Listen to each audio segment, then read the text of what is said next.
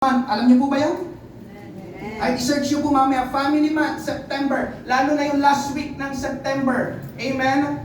Hallelujah. At ngayong umaga, mga kapatid, ay mangangaral po ako, amen, patungkol sa mga anak.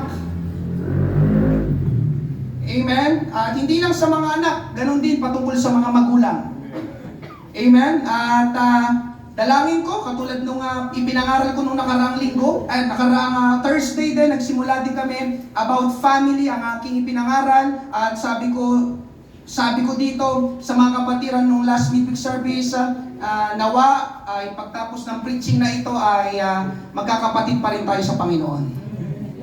Amen. Alam niyo kung bakit, mga kapatid? Sapagkat marami po sa prinsipyo natin ay taliwas sa prinsipyo ng salita ng Diyos. Amen? Pero wala akong magagawa, mga kapatid. Kailangan ko pong ipangaral kung ano po ang nakalagay sa Bible. Amen po ba? Amen? Sakto, bakit po patungkol sa mga anak, patungkol sa mga magulang, sapagkat nag-birthday si Molina, yung anak ni Sister Marcia nung nakarang linggo, at ngayon namang araw ay birthday ni Brother RJ na isa ding anak. Amen? Hallelujah. At dito po sa ating babasahin sa Bible, ay pinapakita po kung ano ang anak, at kung ano ang dapat na gawin ng magulang sa kanilang anak o mga anak. Amen. Basahin po natin. Psalms 127 verses 3 to 5. Ganito pong sabi, narito ang mga anak ay pamanang sa Panginoon nagmula. Amen. Ang bunga ng sinapupunan ay isang gantimpala. Amen. Gaya ng mga palaso sa kamay ng mandirigma ay ang mga anak sa panahon ng pagkabata. Maligaya ang lalaki na ang kanyang lalagyan ng pana ay puno ng mga iyon. Siya'y hindi mapapahiya kapag siya'y nakipag-usap sa kanyang mga kaaway sa pintuang bayan. Sabi po sa English, sa New King James Version, behold, children, amen, are a heritage from the Lord. The fruit of the womb is a reward. Amen. Kaya mangaral po ngayong umaga, heritage from the Lord. Pamanang galing sa Diyos. Heritage from the Lord. Tayo po ay sumandaling manalangin ngayong umaga, Panginoon.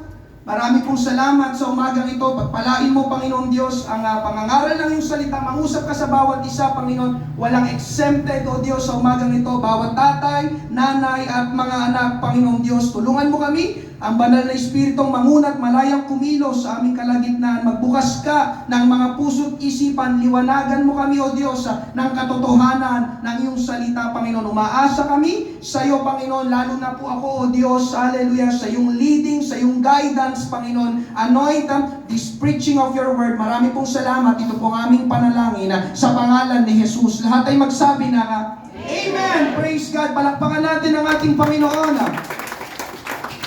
Heritage from the Lord. Una po natin pag-usapan, mga kapatid, children are reward. Ang mga anak ay gantimpala. Ang mga anak ay pagpapala. Alam niyo, sinubukan ko lang, walang gano'n nag-amen. Amen. Marami ang hindi sangayon. Amen. Maraming mga magulang na hindi sangayon o gano'n ang kanilang pananaw sa mga anak. Bakit? Dahil una, para sa kanila ang mga anak ay pabigat sa buhay. May kakilala ko, 4 na taon na silang kasal, mag-asawa, pero ayaw nilang magkaroon ng anak. Dahil para sa kanila, ang magkaroon ng anak ay pabigat sa buhay. Magastos na nga ang mabuhay, magastos ang magkaroon ng anak, kaya wag na nating dagdagan ang ating gastos. Amen? Ikalawa, mga kapatid, ang mga anak ay paalala ng kanilang kahihiyan na nagawa. May mga magulang kasi na hindi nila matanggap ang kanilang anak dahil hindi pa sila handa na magkaroon ng anak. Yung mga tinatawag na unplanned, unexpected, ito yung mga nabuntis nung sila'y kabataan pa. Amen? Nung panahon namin, akala mo matanda na, ano? Nakakahiya kapag ikaw ay nabuntis habang ikaw ay nag-aaral pa. Tama ba? Amen. Pero ngayon, hindi natin nakakahiya.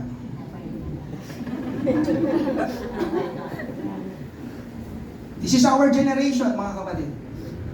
Dahil sa nakikita ko sa labas, ang daming teenage pregnancy. Amen? So sa halip na pagpapala ang turing sa anak, ang nakikita nila ay kahihiyan. Amen? At ikatlo, mga kapatid, bakit hindi pagpapala ang turing tingin nila sa kanilang mga anak, sapagkat para sa kanila ang mga anak ay hadlang sa kanilang kaligayahan, sa kanilang gustong gawin, sa kanilang gustong mangyari. Dahil sa anak ko, amen, nasira ang maganda kong katawan. Di ba? Meron yung mga dalaga, di ba? Ano bang tawag sa ganun? Payat, sexy, di ba? Pero yung nabuntis, nagkaanak, yung biglang lumaki yung katawan, di ba? Dahil nagkaanak ako, hindi ko na natuloy ang pangarap ko. Dahil sa anak ko, hindi ako nakapag-enjoy sa buhay. Ngayong umaga, mga kapatid, ano man ang pagtingin o pananaw mo sa iyong anak, malinaw na binasa natin, ang mga anak ay pamanang galing sa Panginoon. Ngayon, tahimik tayo. Mamaya may babanggitin ako, gaganong ka mamaya. Amen? Uulitin ko, galing sa Panginoon. Amen. Ang Panginoon ang nagbibigay ng anak. Amen. Hindi ikaw. Sapagkat maraming mga mag-asawa, amen, hallelujah, hindi sila magkaanak. Kahit anong gawin nila. Tama po ba? Amen. Sapagkat itong totoo, mga kapatid, ang mga anak galing sa Panginoon. Amen. Ang Panginoon ang nagbibigay. Gantimpala. Amen? Kapag nakasaradong yung bahay bata, malibang buksan ng Diyos. Amen? Psalms 127 verse 3, narito, ang mga anak ay pamanang sa Panginoon nagmula, ang bunga ng sinapupunan ay isang gantimpala. Kaya ngayong umaga, mga kapatid, kung ang tingin mo sa anak, pabigat, kahihiyan, hadlang, amen, let me say this to you, magkaiba kayo ng pagtingin ng Diyos. Dahil para sa Diyos, ang mga anak ay pagpapala. Amen? Nakakalungkot sapagkat sa ating kapanahunan, maraming bata ang binibenta, maraming batang inaabandona, iniiwan sa kalsada, tinatapon sa basurahan. Tama po ba? At ganun din, mga kapatid, maraming bata ang pinapalaglag. Amen? Pero ngayong umaga, mga kapatid, ang pagpapalaglag ay pagpatay. Kaya yung mga nagpapalaglag ng bata, sila ay pumapatay. At ang sabi ng Bible, huwag kang papatay. Amen? Kaya alam niyo, mga kapatid, ang abortion, kasalanan sa Diyos. Amen. Dahil una, kapag ina-abort ang bata, ina-abort mo rin ang pagpapala ng Diyos. Amen? Amen? Sabi ng Bible, ang mga anak pagpapala. Amen? Alam niyo, mga kapatid, itong totoo, pwede kang pagpalain ng Diyos sa pamamagitan ng iyong anak. Sa pamamagitan ng iyong mga anak. Kaya kapag ina-abort ang bata, ina-abort mo ang pagpapala ng Diyos. Ikalawa, amen, bakit hindi gusto ng Diyos ang abortion? Sapagkat kapag ina-abort mo ang bata, ina-abort mo ang plano ng Diyos sa bata na yon. Jeremiah chapter 1 verse 5, bago kita inanyuan sa sinapupunan, ay kilala na kita. At bago ka ipinanganak, ikaw ay aking itinalaga. Hinirang kitang propeta sa mga bansa. Nandito, mga kapatid, si Jeremiah, sabi ng Diyos sa kanya, bago ka pa isinilang, nasa sinapupunan pa lang kita, may plano na ako sa iyo.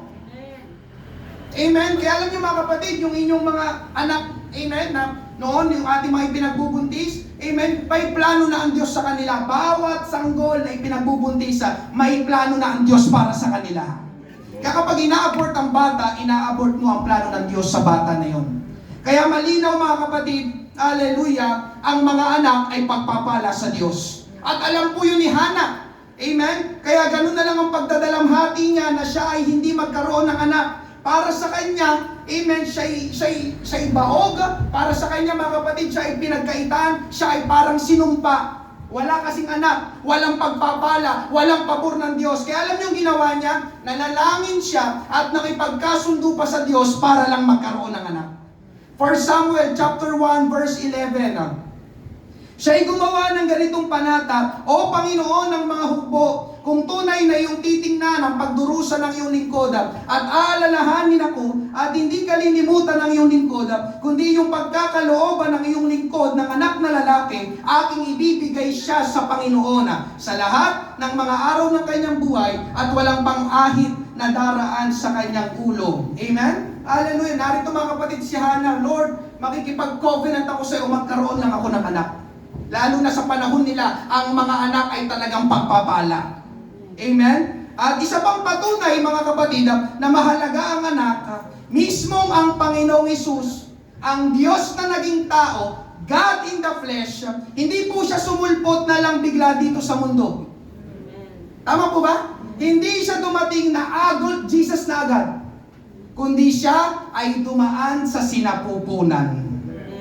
Ipinanganak na sanggol, naging bata at lumaki. Amen po ba? Anong ibig sabihin ng mga kapatid? Pinapakita mismo ng ating Panginoong Hesus na hindi baliwala at mahalaga ang anak. Pati siya ay naging anak tulad nating lahat. Katunayan mga kapatid, ang tawag nga sa kanya ay anak ng Diyos. Jesus, the Son of God.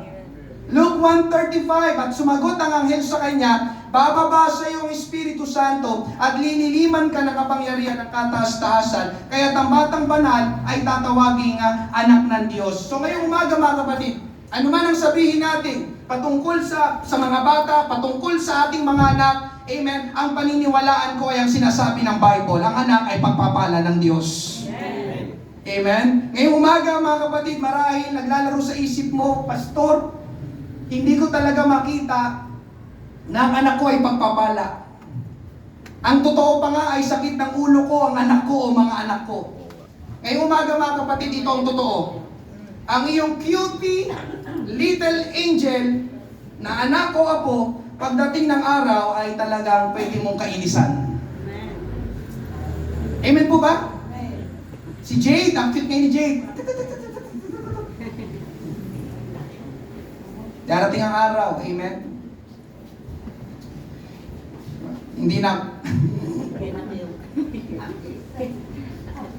Dahil ang totoo mga kapatid, habang lumalaki ang ating anak, para bang may tumutubong sungay na hindi natin nakikita sa kanila. Amen. Amen? Si Ruth ay 5 years old na, yung amin pong anak. At aaminin ko po sa inyo, may oras na hindi ako natutuwa sa ginagawa niya. Amen? Oh, nung 1 year old, 2 years old si Ruth, 3 years old, cute. Pero ngayon nag-4, nag-5, amen? Hallelujah. Ngayon, mga kapatid, dito papasok ang responsibilidad ng magulang at magiging mga magulang. Mga magulang, may responsibilidad tayo sa ating mga anak.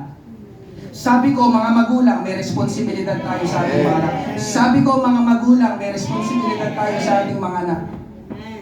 Isama na natin yung mga lolo at mga lola na kayo ang nag-aalaga sa inyong mga apo. Eh di praise God, ikaw ang pinag-alaga. Amen? Hindi yung anak mo na hindi pa mananampalataya. Tama po ba? Amen? Pangalawa, pag-usapan natin, children are like arrows. Amen? Ang mga anak ay parang pana. Children are like arrows. Psalms 127 verse 4, gaya ng mga palaso sa kamay ng mandirigma ay ang mga anak sa panahon ng pagkabata. Sa ibang salin ng Tagalog, ganitong sabi, ang anak na isinilang sa panahon ng kabataan ng kanyang ama ay parang pana sa kamay ng sundalo. Amen? Sino po sa inyo nakakita na ng totoong pana? Amen? Buti pa kayo. Ako sa picture pa lang. Amen? Meron po dito mga kapatid na isang pana. Amen yan. Yan ang itsura ng pana. Amen po ba? Amen. Ngayon nag-search ako. Sabi dyan, arrows are universally recognized for indicating directions. Ang pana ay kinikilala para sa pagtukoy ng mga direksyon. Ibig sabihin mga kapatid, ang pana ay merong pupuntahan. Ang pana ay merong ini-aim. Ang pana ay merong tinutumbok. Mga magulang, listen to this. Iyon ang duty mo sa iyong mga anak. Meron kang ini-aim para sa kanila. Amen. Sabi, ang mga anak parang pana. Diba? Diba? Yung pana, hindi, diba? Ang pana. Diba? Yung itim na bilog. Amen? Kaya mga kapatid, yun ang duty. Meron kang tinutumbok sa iyong mga anak-anak. Nakikita mo ba yun? Amen? Kasama na rin dito yung mga lolo at mga lola. Amen? Anak, nakikita mo ba yun? Yun ang aim ko, yun ang goal ko, yun ang gusto ko na puntahan mo o matumbok mo. Amen? Hindi yung anak, bahala ka na. No. Ang mga pana, merong direksyon. Amen? Mga magulang, pati sa mga lolo't lola na narito ang tanong, meron ka bang ini-aim para sa iyong anak o mga anak? Meron ka bang ini-aim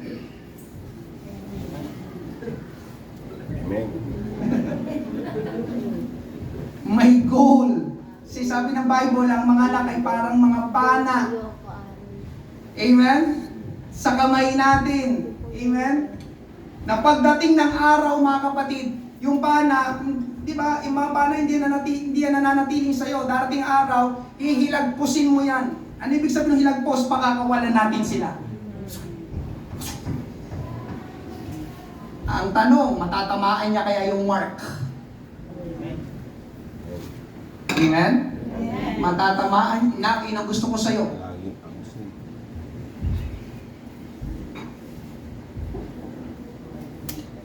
May iba kasi, mahirap talaga yung pangaral pag family. Amen? Hindi, pastor, yung mga anak ko sa akin lang. 50 na yung anak ko, pastor, sa akin lang. Ngayon, mga kapatid, para matamaan nila ang marka, amen, yung ini-aim natin sa ating mga anak, ito yung mga dapat gawin. Gusto nyo matamaan ng anak nyo yung aim? Yung ini-aim nyo sa kanila? Alam ko mga kapatid, lahat tayo, mabuti ang ating ini-aim sa ating mga anak. Yung ating goal, yung ating gustong matumbok nila. Amen? Pero meron tayong mga kailangan gawin para matumbok nila yung marka na yon. Una, mga kapatid, ay correct them. Correct them. Salamat sa isang nag-amen.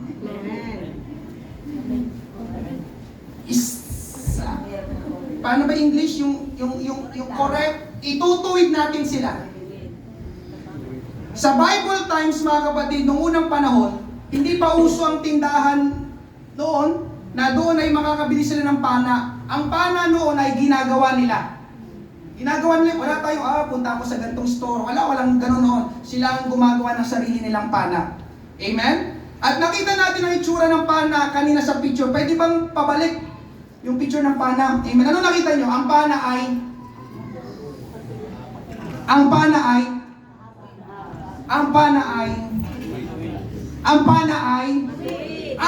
ay tuwid.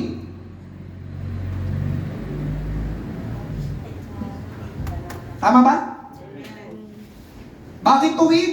Sapagkat ang pana na baluktot ay hindi magiging kagamit-gamit. Nakita yung panang gano'n? Gano'n? Di ba? Pag ang baluktot ang pana, subukan mo. Ang hirap naman tamaan ng mark. Paano baluktot yung pana? Ano kailangan? Itutuwid mo yung pana. Ganon ang gagawin mo sa iyong mga anak. Amen. Amen. Yes.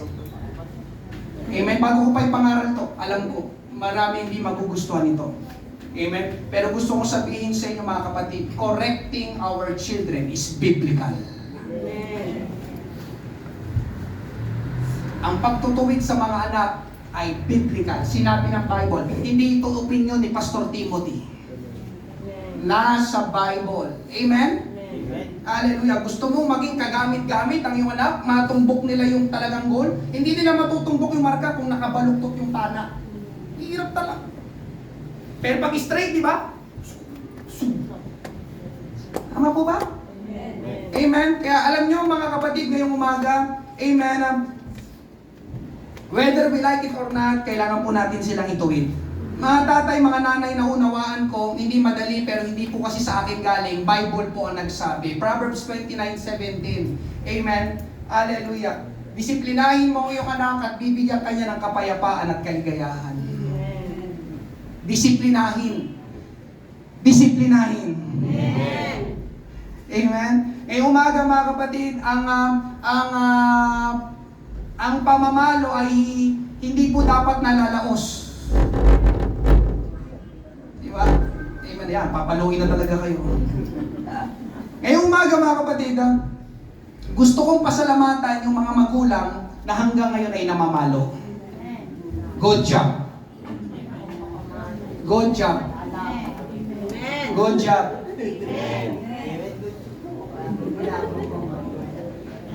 Amen? Hallelujah. O syempre, pag malaki na ngayon kala ka naman 40 na, papaluin mo pa. Kung iyong mga anak, nakabataan, amen? Bata hanggang kabataan, amen? Hanggang nasa iyo pa, disiplinahin mo sila, amen? Ito pa, isa pa. Listen. Gusto ko magpasalamat sa mga magulang na ginagrounded ang kanilang anak sa cellphone. Good job. Amen. Amen. Amen. Si Pastor ito, good job. Kakampi mo ko doon, magulang. Good job. Amen? Gusto kong pasalamatan yung mga magulang na sinasaway talaga ang kanilang mga anak. Good job! Amen? Mga magulang, alam niyo totoo? Amen? Kayo dapat ang gumagawa noon.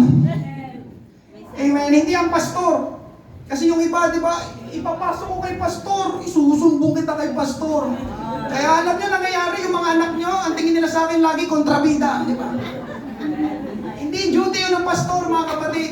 Ikaw yan, nandiyan ka, magulang. Amen po ba? Amen. Hallelujah. Ngayon ang tanong, pastor, kailangan ba talaga na ituwid, sawayin ng anak? Kasi naunawaan ko po, di ba, bilang magulang, hindi madali, di ba? Amen? Pero pa nga, yung bago mo paluin ng iyong anak, nauna ka na umiyak. Amen? Mga kapatid, kailangan ituwid, sawayin ng anak. Dahil kapag hindi mo ginawa, listen, kapag hindi mo ginawa, masyado mong binaby, binigay mo lahat ng gusto niya, listen, pwede mo silang maging problema sa hinaharap. Proverbs 29:21, kung mula pagkabata ay sinusunod mo ang layaw niya, sa huli ay magiging problema mo siya. Grabe, straight to the point yung Bible. Kapag lagi mong sinusunod ang layaw niya, sa huli magiging problema mo siya. Kaya mga magulang, correct them.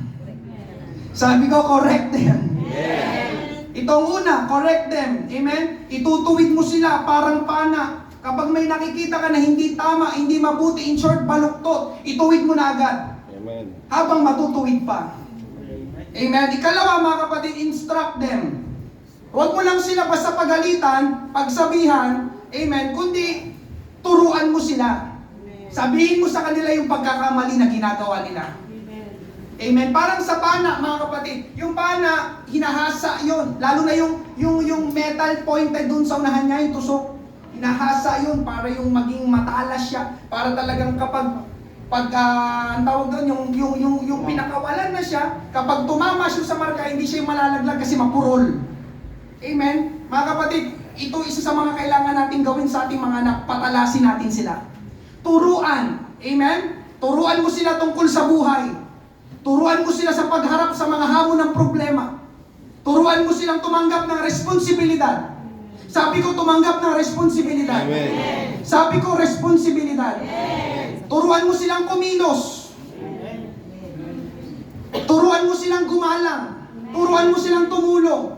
At marami pang iba. Amen? Si Matt, tinanong ko nakaraan, Matt, marunong ka na ba magsaing? Salamat sa Panginoon, marunong na siya. Amen. Kasi nabalitaan ko, may crush na daw siya, may crush. Sabi ko, kaya tinawag ko, Matt, marunong ka na ba magsaing? Baka may crush ka na, hindi ka pa marunong magsaing.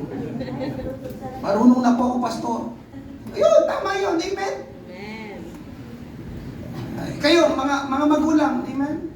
Yung turuan niyo ba ang inyong mga anak sa mga gawaing bahay, lalo na? Kaya pagod na pagod ka, ikaw kasi lahat.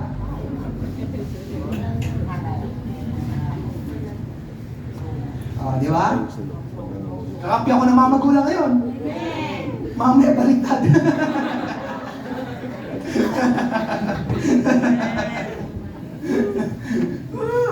Proverbs 22 verse 6. Amen. Ituro sa bata ang daang dapat niyang lakaran. Lakaran mo yan. At hanggang sa paglaki, hindi niya ito malilimutan. Amen. Correct them, instruct them. Pangatlo, protect them. Psalms 127 verse 5, maligayang lalaki na ang kanyang lalagyan ng pana ay puno ng mga iyon. So may lalagyan ng pana. Anong ibig sabihin nito mga kapatid? Hindi nakakalat yung mga pana. Hindi sila pakalat-kalat, may lalagyan. Bakit hindi sila nakakalat yung mga pana? Dahil yung mga pana ay pwedeng mawala at masira. Kung nasaan-saan, naarawan, naulanan yung pana. Amen? Kaya meron silang lagayan. Kaya nilalagay yung mga pana sa lalagyan ay para maingatan. Ganon din po sa ating mga anak, iingatan natin sila. Pastor, saan ko sila iingatan? Sa mga masasamang tao? Yes, pwede kasama yun. Pero alam nyo, sa panahon natin, saan mo mas iingatan ng iyong mga anak? Ingatan mo ang iyong mga anak sa mga ideas, opinions, paniniwala, pananaw, prinsipyo ng mundong ito.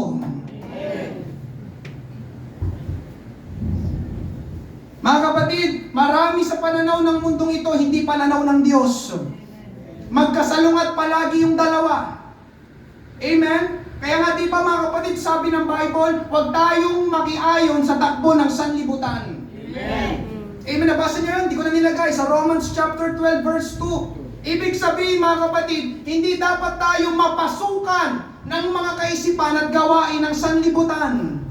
Lalo na sa panahon natin ngayon, na mabilis na lang makapasok ang sanlibutan sa atin. Paano, pastor? Sa pamamagitan ng ating mga cellphones at mga social media platforms. Amen? Ngayong umaga mga kapatid, sa lahat ng mga magulang, ganun din, lalo na sa mga anak, hindi po lahat ng nakikita, napapanood at nababasa nyo sa Facebook o ano man yung social media platform ay totoo. Hindi lahat. Hindi lahat dapat gayahin. Hindi lahat dapat paniwalaan. Hindi lahat dapat tanggapin. Hindi lahat dapat mong papasukin sa iyong buhay, lalo na sa mga kabataan na narito. Magulang, sa mga magulang muna narito, isang paraan ng pag-iingat sa iyong anak, i-check mo yung kanilang pinapanood. I-check mo yung kanilang binabasa. Kapag hindi binibigay sa iyo ng anak mo cellphone mo, he or she is hiding something. Bakit hindi niya maibigay sa iyo? Amen? Bakit hindi niya maibigay sa iyo kung wala siyang tinatago? Amen? Lalo na mga kapatid, kasama dito yung yung mga nilalaro sa online games. Amen. Alam niyo po ba, amen, dito sa church, sorry, pero dinidiscourage ko ang mga games. Amen. Mga online games. Saka sabi ko lang kanina, tuturuan ng responsibilidad. Paano sila matututo ng responsibilidad kung puro? Ano yung responsibilidad doon? Amen po ba? Amen. Alam niyo ba mga kapatid, pakinggan niyo po ito. Pakinggan niyo po ito. Ang game sa cellphone ay hindi lang po basta games. Sakala natin games na. Dahil doon sa nilalaro nila, listen, may nakakausap sila. May mga nakaka-chat sila. May pinabasa sa akin si Rulin, isang buwan na atang nakalipas, may nanay sa Facebook na nagbigay ng warning ng babala sa lahat ng mga magulang dahil yung kanyang anak na babae na nasa 10 or 11 years old ata, ay meron palang nakaka-chat doon sa kanilang nilalarong games na isang lalaki na nagpapanggap na batang babae. Amen. Nagpapanggap siya na batang babae pero siya ay isang lalaki na, o kabataan siguro. Ngayon, ang ginagawa nitong lalaki na nagpapanggap na batang babae ay meron siyang ipapagawa doon sa anak ng babae na nag-post sa social media. At ang pinapagawa ng lalaki ay kabastusan, kalaswaan. Siyempre, akala nung kachat niya, bata lang din na babae. May mga ganun mga kapatid yung, alam niyo yung madaling pasunurin, madaling, basta gano'n? Madaling paikutin, madaling mabudol, sabi nga nila. Nakita niya one time, nahuli niya siguro sa kwarto, ang ginagawa mo anak, ba't ka nakahubad? Sabi ko na itong kachat ko. Kaya yung mga games, mga kapatid, check nyo. Baka sino-sino nakaka-chat ng inyong mga anak. Magulat ka, nagtana na sila. Tama ba? Amen. Mga magulang, amen, kailangan po natin ingatan ang ating anak. May mga bagay at pati mga tao, listen, may mga bagay at pati mga tao, mga gawain na hindi natin pwedeng papasukin sa buhay nila. You cannot enter sa buhay ng aking anak. Diyan ka lang. Pwede yun, amen? Ingatan mo ang iyong mga anak. Amen po ba? Amen. At ika-apat mga kapatid, amen, ito ang pinaka-mahalaga, pinaka-mabuti nating magagawa sa ating mga anak, give them to the Lord. Give them to the Lord. Amen. Amen? Mga kapatid, ito ang pinakamaganda nating ipapamana sa ating mga anak. Pero kung meron ka talagang ipapamana sa iyong anak, property, pera, praise God. Amen?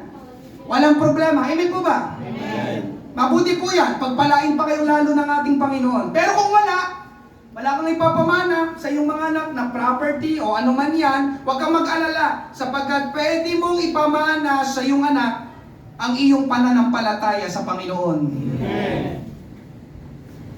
At yun, mga kapatid, walang katumbas yun.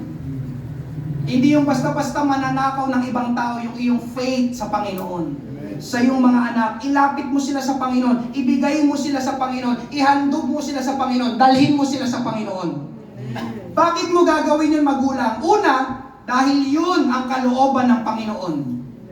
Mark 10:13-14, dinala ng mga tao ang kanilang maliliit na anak kay Jesus upang patungan niya ng kamay at pagpalain. Pero, pinagbawalan sila ng mga tagasunod ni Jesus.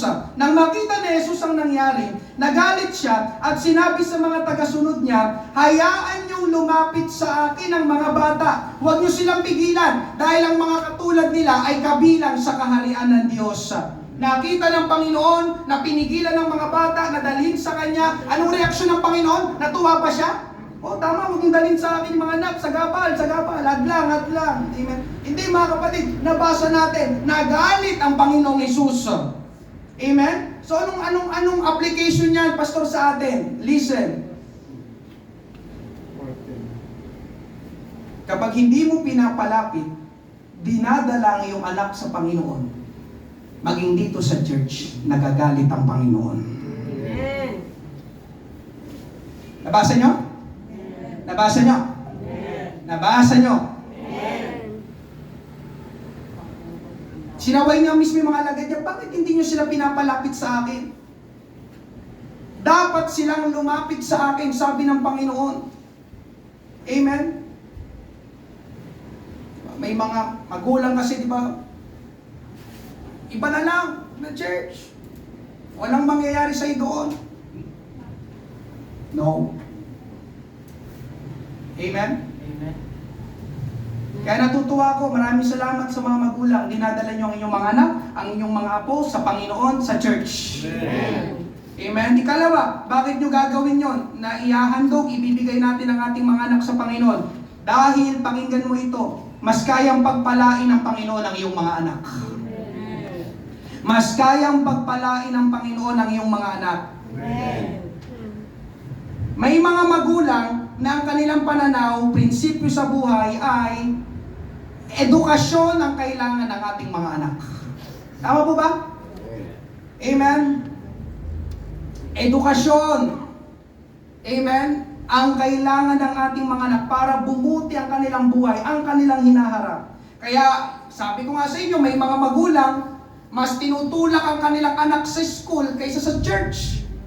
Anak, sa school may mapapala ka, pero sa church wala. Amen? Mga magulang, pakinggan mo ito. I am not against education. Ako rin po'y nag-aral at nakatapos ng pag-aaral. Pero pakinggan mo ito, tama na pag-aralin mo ang iyong anak. Sino dito pinag-aaral mo ang iyong anak? Praise God. Pero, hindi tama na iaasa mo sa pag-aaral ang kanilang kinabukasan. Hindi tama na iaasa mo sa kanilang pag-aaral, sa kanilang edukasyon, ang kanilang kinabukasan. Amen? Sa edukasyon lang, sapat na edukasyon lang. Basta makatapos ang aking anak, magkaroon siya ng award, honor, amen. Napadaan kami minsan ni Rolin, dyan sa may San Pedro Daycare Center. Dyan po nag-aral yung aming anak ng nursery dito sa may San Pedro. May malaking bulletin dyan sa taas. Tama ba? Yung mga taga San Pedro, may bulletin doon sa taas. May nakalagay, edukasyon ang solusyon. Sabi, edukasyon ang solusyon. Amen? Siguro, solusyon sa kahirapan, di ba? Solusyon sa magandang kinabukasan. Tama po ba?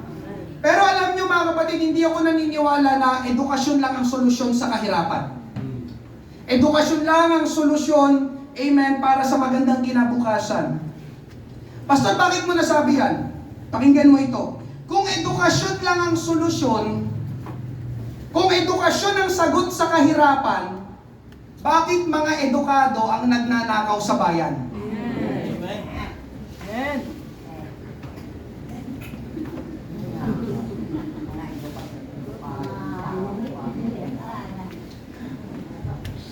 Tama po ba? Mga tapos ng pag-aaral yun. Ang ganda pa ng school ng pinasukan ng mga yun. Ang mahal ng tuition fee. Diba? Talagang kapag nag-English, diba? Mapapakinig ka talaga. Ugol mo. Grabe. Talagang aral tong mga to ah. Pero tignan nyo yung ginagawa nila. Edukasyon lang kasi. Pwedeng pwedeng edukado ka, pero masamang tao ka.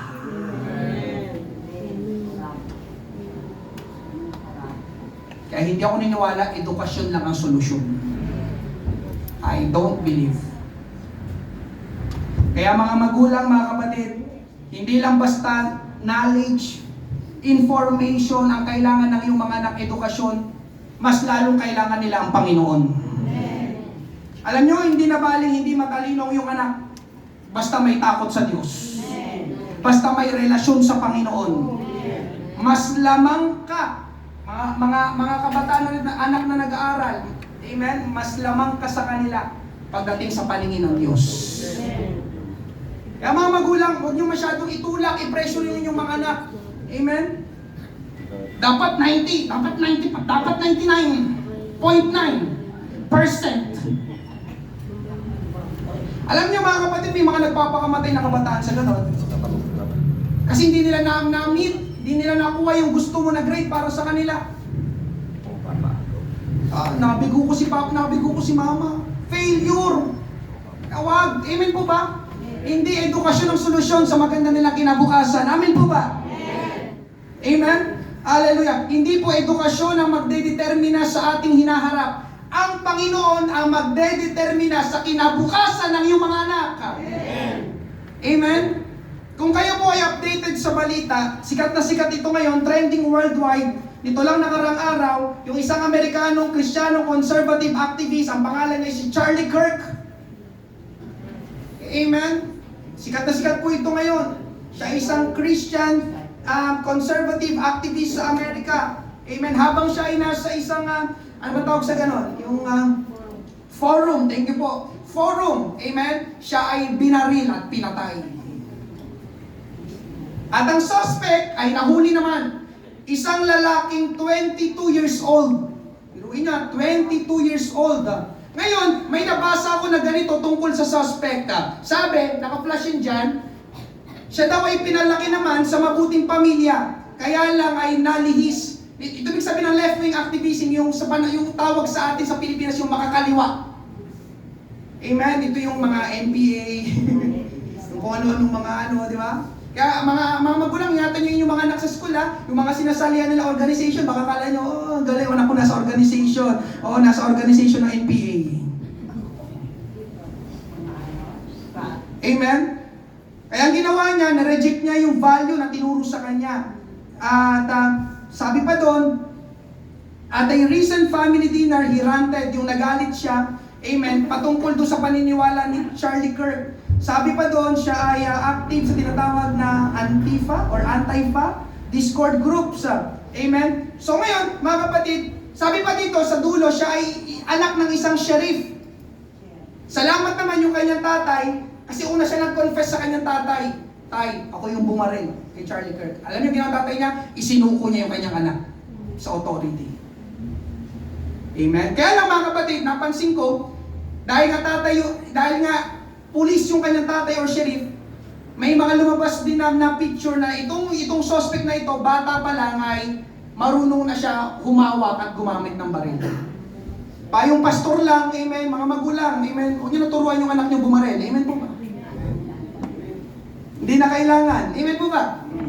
Ayun tuloy, di ba? Ginagamit niya ng pinagamit ng baril, anak, pag-aral ka rin. O yan. Amen? Ngayon, sabi dito, parents, this is a wake-up call. A good family is not enough if our kids are discipled more by the Word than by God's truth. If we don't instill His Word God's word to, and values early, culture will take over. And when lies are disguised as justice, young people without a solid foundation will be swept away. Sa Tagalog, mga magulang, ito isang wake-up call. Ang isang mabuting pamilya ay hindi sapat kung ang ating mga anak ay mas tinuturuan ng mundo kaysa sa katotohanan ng Diyos. Kung hindi natin itatanim ang salita ng Diyos ng maaga sa kanila, ang kultura ang papalit. Yun, ibig sabihin ng kultura yan, yung mga nangyayari sa ating kapaligiran, yun ang magtuturo sa ating mga anak. At kapag ang mga kasinungalingan ay itinago bilang hustisya, ang mga kabataang walang matibay na pundasyon ay tatangayin. Mga kapatid, pwedeng hindi ka broken family, maayos ang iyong pamilya, magkasama, ang tatay at nanay mo, lumaki kayo na maayos naman, hindi mahirap, pero pwede ka pa rin gumawa ng krimen. Ito yung suspect, galing siya sa maayos na pamilya. Pero nagawa niyang pumatay. Alam niyo kung bakit? Amen? Dahil mas natuto siya sa labas kaysa sa loob ng kanilang tahanan. Hindi siya masyadong naturuan ng kanyang mga magulang. Nag-take over yung culture, yung mga paniniwala ng mundong ito na hindi naman dapat. Amen? Kaya ngayong umaga mga kapatid, ganun kahalaga ang Panginoon. Ganun kahalaga ang salita ng Panginoon. Mga magulang, hindi sapat ang talino lang. Amen. Ang kailangan ay meron siyang Panginoong Hesus sa kanyang buhay. Amen. Psalm 78 verses 6 to 7. Upang malaman ng mga iyon ng susunod na salinlahi ng mga batang di pa'y pinapanganak na magsisibangon at sasabihin ng mga iyon sa kanilang mga anak upang kanilang ilagak ang kanilang pag-asa sa Diyos. Mga kapatid, ang dapat mong ituro sa iyong mga anak, ang totoong pag-asa nasa Diyos. Pwedeng matalino ka, pwedeng mayaman ka, pwedeng nasa iyo ng lahat, pero kung wala kang Diyos, wala kang pag-asa. Amen? Kahit edukado ka, amen, pwede kang maging masamang tao dahil wala kang Diyos sa buhay mo. Kaya ang dapat ituro sa ating mga anak, amen, hallelujah, yun nga ang sinasabi ko kung sakaling tatanungin ako ni Ruth, amen pa, anong gusto mong mangyari sa akin o pasukin ko pagdating ng araw? Alam niyo, sasagot ka lang, bahala ka na, basta wag lang masama, wag lang kasalanan. Kahit mag-astronaut ka, okay lang. Pero isa lang tatandaan mo, wag mong kakalimutan ng Panginoon.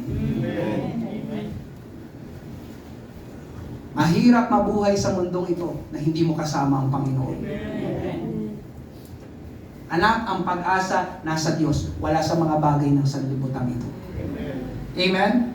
Hallelujah. Kaya ngayong umaga mga kapatid, babalansihin ko lang. Amen? Mga anak na nandito, nasaan yung mga anak na nandito? Mga anak na nandito, kapag pinag-aaral, mag-aral. Sabi ko, kapag pinag-aaral, mag-aral. Amen. Sabi ni Pastor wag daw, ang pag-asa nasa Diyos. Mag-aral. Amen? Ulitin ko, mag-aral. Amen? Okay, ngayong umaga. Amen? Hallelujah. Isisingit ko na rin po ito. Makinig ka, mga magulang. Makinig ka, mga magulang. I love you. Mga magulang, I love you. Amen. Ito na yon, mga magulang, I love you. I pray na pagkatapos nyo itong marinig ay magkakapatid pa rin tayo sa Panginoon. Pero kailangan mo itong mapakinggan. Mga magulang, tingin lahat sa akin. Hindi ka responsibilidad ng iyong anak. Amen.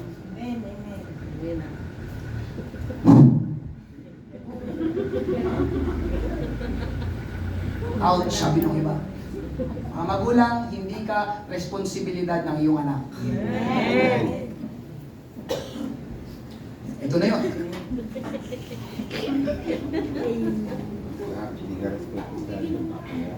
Mga magulang, maraming salamat sa lahat ng iyong ginawa sa iyong mga anak. Pwede ba natin palakpakan yung mga magulang na natin?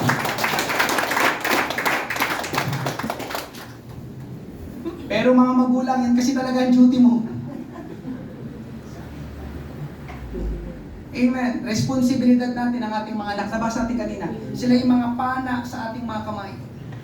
Huhubog, magtutuwid, magtuturo, mag-iingat sa kanila. Pero alam niyo mga kapatid, wala tayong mababasa, listen, wala tayong mababasa sa Bible na responsibilidad ng anak ang mga magulang. Amen. Tumuhim? Sabi ko sa inyo, mamaya may turning point.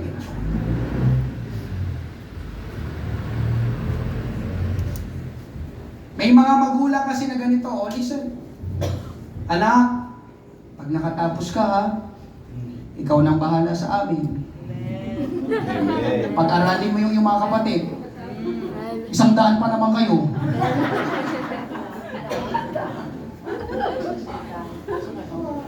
Di ba may mga ganon? Oh. Di ba may mga ganon? Gida. Mga magulang, o tingin ulit. Hindi po yun tama. Hindi po yun tama. Kasi para to sa atin lahat, ito na yun, yung parang highlights na to. Siyempre, magkakapalit mo. Tulungan. Di ba? Mga magulang, tama na tulungan tayo ng ating mga anak. Amen. Tama na bigyan tayo ng ating mga anak. Tama po yun. Pero hindi tama na iaasa natin sa kanila ang lahat ng responsibilidad sa buhay. Amen. Ayan na, lahat nakatingin sa akin. Di ba nakaganon? Ay kasi naman, I love you. Magulang din po ako. Bakit ganon? Ang sagot mga kapatid ay paano sila magkakaroon ng sariling buhay? Paano sila bubuo ng kanilang sariling pamilya kung ikaw na lang ang kanilang aasikasuhin sa lahat ng kanilang buhay? Anak ha, mukha may kalimutan. Anak ha, yung kapatid mo. Eh paano kung yung kapatid niya, di ba? Bago makatapos, di ba 50 na siya? O yun nga, narinig ko na. Paano siya mag-aasawa? Paano siya magkakaroon ng sarili niyang pamilya? Ikaw na lang lahat ang inasikaso. Nakuha niyo po ba yung punto ngayong umaga? Wala po ako, hindi po ako bias. Amen. Balanse po. May kanina, mga anak, may mga magulang. Amen po ba? Pansinin mo, kawawa naman siya. Kawawa naman si kuya, kawawa naman si ate. Hindi na nakapag-asawa. Hindi na nagkapamilya. Sabi ng Bible, hindi mabuti sa tao na nag-iisa lang. Buruin mo, pagkatapos kanyang, paano naman siya? Pagkatapos niya nang ibigay na sa lahat, paano na siya? Amen. Kaya alam niyo mga kapatid, nag-uusap kami ni Rolin. Totoo ito, nag-uusap kami ni Rolin. Kapag nag-asawa na si Ruth, although matagal pa naman, aalis siya sa amin. Yun ang sabi ng Bible, aalis ang anak sa magulang. Amen. Pag nag-asawa na. Amen? Sasama siya sa kanyang asawa. Amen. At ayaw naming maging pabigat kay Ruth. Usap na kami ngayon pala, nag-usap na kami ni Rolin. Sana, sabi ko kay Rolin, kaya alam yung ginagawa namin, sinasama ko sa panalangin, nananalangin kami, Lord, bigyan mo palagi kami ng lakas at huwag mo kaming pabayaan. Sabi ko, ayoko maging pabigat kay Ruth. Ruth, ha? Pinag-aral ka namin, pinakain ka namin, alalahanin mo naman kami. Tama yun mga kapatid. Amen? Pero hindi lahat. Ulitin ko, hindi lahat. Hindi lahat. Lalo na kung may pamilya ng iyong anak. Andiyan pa po ba kayo? Kaya alam niyo mga kapatid, isa sa mga pinagpapasalamat ko sa Panginoon, isa sa mga, talaga Lord, thank you. Hindi kami inoobliga ng aking tatay at nanay. Si Papa at si Mama na magbigay sa kanila. Pwede mag-abot, pero hindi kami inoobliga. At pinagpapasalamat ko yun sa Panginoon. Meron silang tindahan, sari-sari store. Total, dalawa lang naman kami magkapatid. Tapos na parehas, may kanya-kanya ng pamilya. Salamat sa Panginoon, nagkaroon sila ng munting sari-sari store. Mula doon, yun. Ano yung doon? Kaya Lord, pinapanalangin ko sa Lord, bless mo yung kanilang tindahan. Para meron sila, di ba, kahit papaano ng kinikita pang sa kanila. Amen. Pero syempre, mga kapatid, yun nga, hallelujah, ngayong umaga, pwede niyong ipanalangin yun. Amen po ba? na hindi kayo palaging aasa sa inyong anak o hindi ninyo ibibigay sa kanila ang pasanin ng responsibilidad. Amen. Nandiyan pa po ba kayo? Papansinin niyo pa ako mamaya. Pero mga anak naman, magbigay pa rin sa magulang. Amen. Lalo na kung may sobra. Amen. Kung may sobra. Amen po ba? Sobra-sobra yun siya. Lalo na kung pinagpapala ka ng Panginoon. O, balanse, di ba? Mga kapatid, ano ba tawag dito? Huwag mo ipagkait sa iyong mga magulang. Kung ikaw ay pinagpapala, ibabalik yan sa iyo ng Panginoon. Amen. Sabi ng Bible, honor your parents. Amen. Mga magulang, honor your parents. Mga kabataan, honor your parents. Hindi lang yung basta paggalang, hindi lang basta honor. Kasama yung ibig sabihin pa ng ibang honor, yung tulungan mo sila. Bigyan mo sila. Amen po ba? Alagaan mo sila. Hallelujah. Kaya lang mga kapatid, not all the time. Amen. Hindi rin lahat ay itutulong o ibibigay. Amen. Amen? Hindi rin lahat itutulong o ibibigay. Mga magulang. Maliban na lang kung ikaw ay isang kontraktor. Amen. Kung ikaw ay isang kontraktor, bilhan mo ng asyenda yung magulang mo. Amen. Amen. Pero kung sapat-sapat lang din ang tulong. Amen po ba? Amen. Ngayong umaga mga kapatid, hindi po ako nangangarap para pag-away-awayin kayo mamaya sa bahay. Narinig mo yung pangalan ni Pastor? Sabi ng nanay, sabi ng anak, ikaw narinig mo rin. Hindi ka lang. Nangangaral po ako para itama po yung maling pananaw natin. Sabi ko sa inyo, may mga pananaw tayo taliwas sa salita ng Diyos. At nangangaral po ako para isaayos yung mga magulong ginagawa natin. Lalo na pagdating sa usapin ng pamilya. Kaya nga, September Family Month. Amen? Pastor, may basis ka ba ng iyong sinasabi? Amen? Basahin natin 2 Corinthians 12:14. Narito ako, handang pumarihan sa inyo sa ikatlong pagkakataon. Ako'y hindi magiging pasanin sapagkat hindi ko hinahanap ang sa inyo, kundi kayo. Tignan niyo kasunod na sinabi, sapagkat hindi nararapat ipag-impok ng mga anak ang mga magulang, kundi ang mga magulang para sa kanilang mga anak. Biblical. May basis ako. Tingnan nyo pa sa ibang sali ng Tagalog, handa na ako ngayong dumalaw sa inyo sa ikatlong pagkakataon. Same verse ito pero ibang translation ng Tagalog. At tulad ng dati, hindi ako hihingi ng tulong sa inyo dahil kayo ang gusto ko at hindi ang inyong ari-arian. Para ko kayong mga anak. Di ba't ang mga magulang ang nag-iipon para sa kanilang mga anak at hindi ang mga anak para sa mga magulang?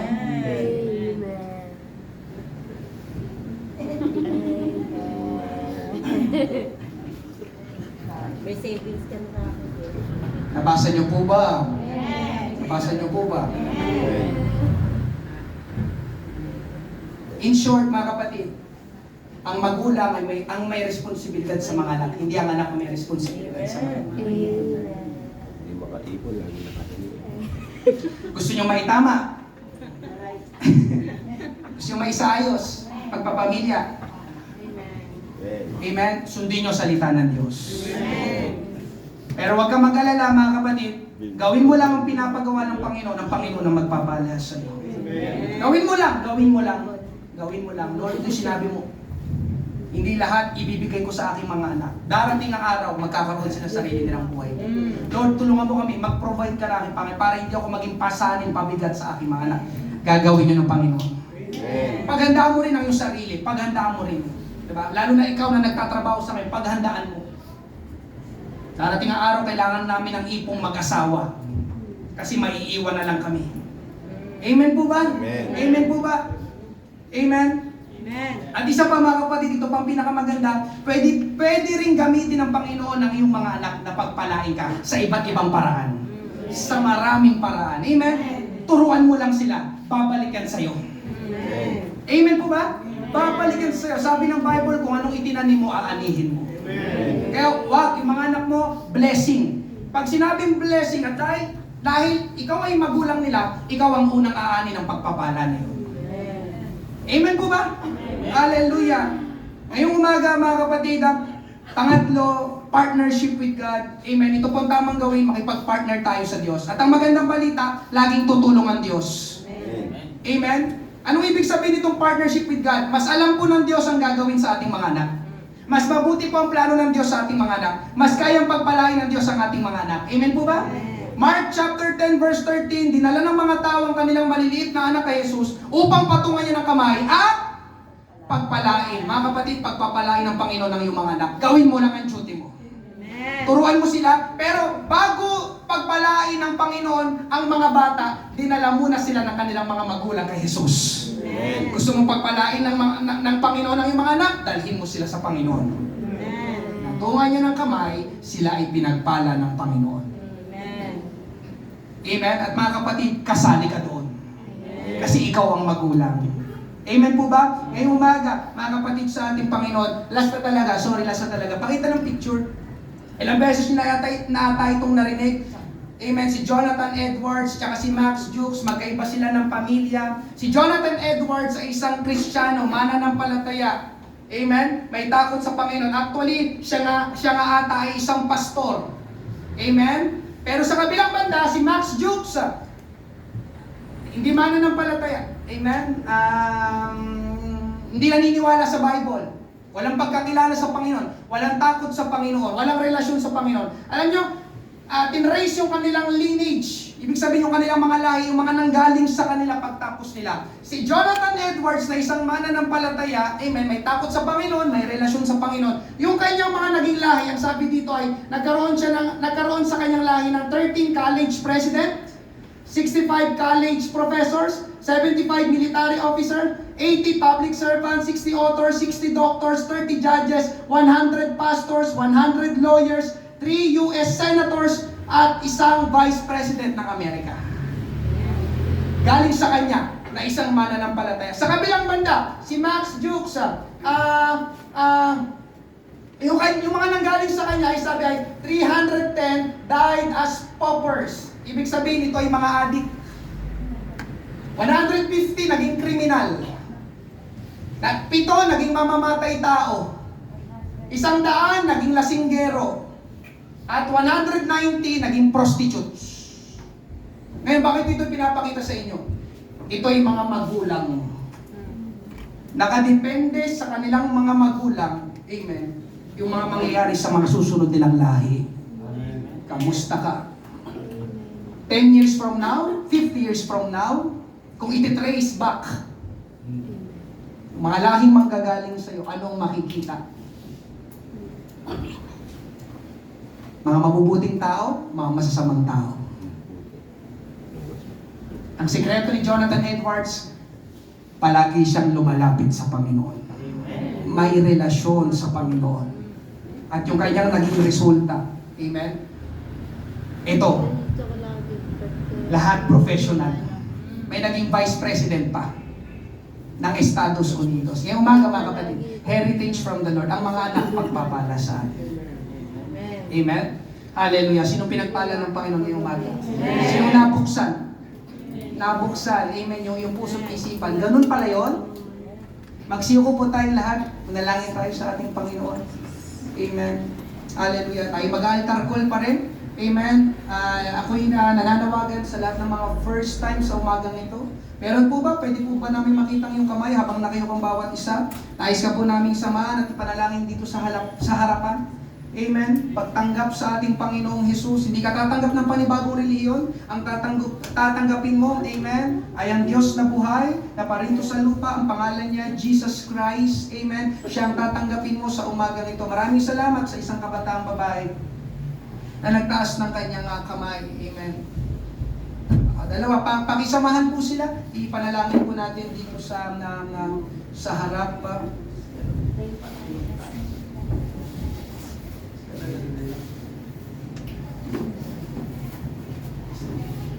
Isa pa po si Pastor Judas para may magkitara. Amen. Amen. Habang may tumatanggap po sa ating Panginoon, bubuksan po natin ang ating altar. Amen. Magpasalamat tayo sa Panginoon na tayo pa rin ay manalangin ngayong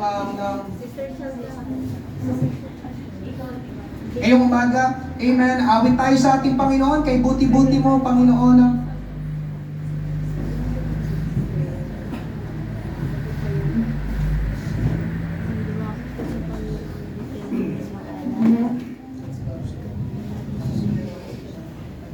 Binubuksan po natin ang ating altar habang tayo po'y lumalapit sa ating Panginoon. Mawit po tayo kay buti-buti.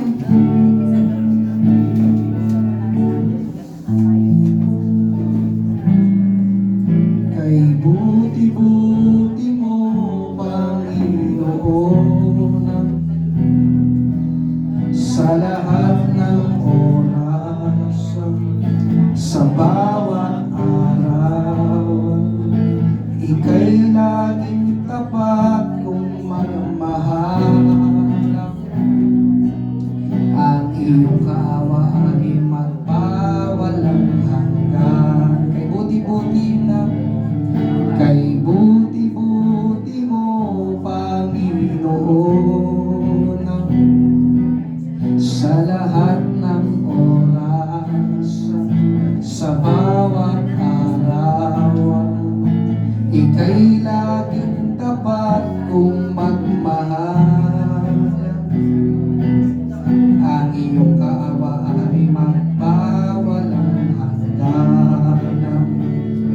Pinupuri, sinasamba kita, dakilang Diyos at Panginoon.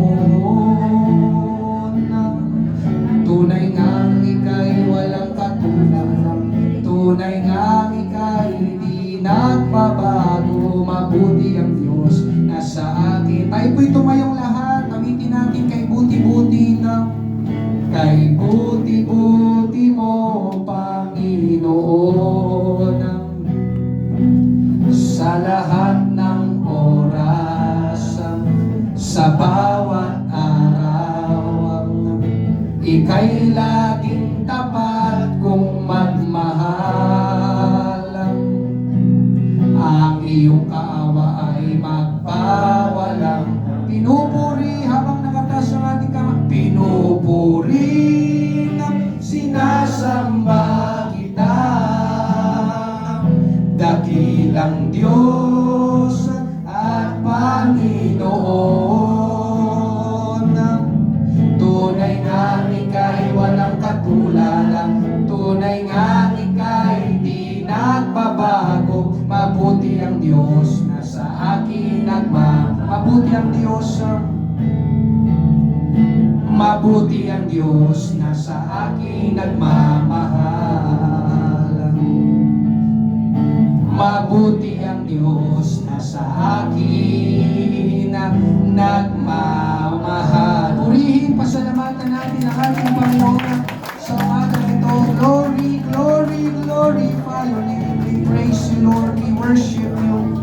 Salamat, salamat, salamat, Panginoon Diyos. Hallelujah. Thank you, Lord, Panginoon. Tayo manalangin. Amen. Pwede nyo bang itaas ang inyong mga kamay sa ating Panginoon? Tayo manalangin. Pag-pray ko, bawat family, bawat father, mother, mga anak na narito, tulungan kayo ng Panginoon sa inyong pamilya. Amen. At sa inyong bubuuing pamilya. Amen. Gabayan kayo ng Panginoon, bigyan ng karunungan. Huwag nyo alisin ang Panginoon at ang kanyang salita sa inyong pagpapamilya.